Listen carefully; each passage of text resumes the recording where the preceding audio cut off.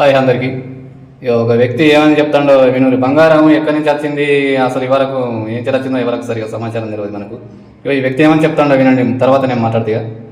బంగారు ఎవరైనా ధరించారు అంటే తెలుసుకోవాలి బాగా, ఇది శివుని యొక్క వీర్యము.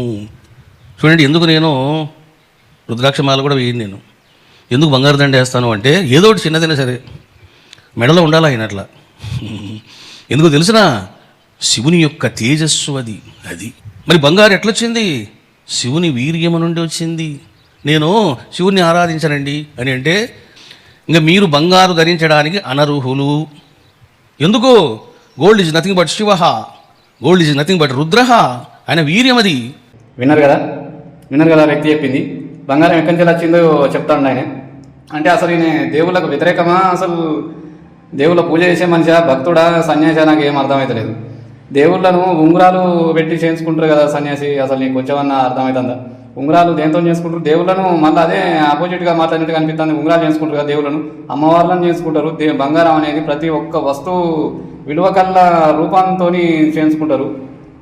అంటే తినే తిండి ఎక్కడి నుంచి వచ్చిందో ఇంకా అది కూడా చెప్తలేవు. నేను చెప్తే గలీజుగా ఉంటుందేమో. తినే తిండి శంకర్ కిందికి వెళ్ళి వచ్చింది, నేను తాగే నీళ్లు సంటర్కి వెళ్ళి వచ్చినాయి అని చెప్తలేవు. ఇంకా నయం.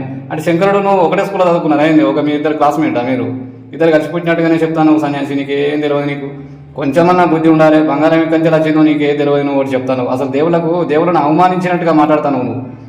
నువ్వు దేవుని భక్తునే కాదు, నువ్వు ఏం ముసుగులో ఉండి మాట్లాడుతున్నావో నువ్వు అర్థమవుతలేదు. మందాకి మాట్లాడినట్టుగా ఉన్నది, నీ మాట తీరే మంచిగా లేదు. దేవుళ్ళను అవమానించినట్టుగా మాట్లాడకూడదు. కొంచెం నన్ను తెలిస్తే మాట్లాడరు, లేకపోతే లేదు. ఈ సన్యాసికి ఏం తెలియదు. ఇటువంటి మాటలు వినకూడదు. ఇంకా వీళ్ళు అనుకున్నారు సప్పట్లు కొడతా ఉంటారు. ఏం తెలియదు సన్యాసి.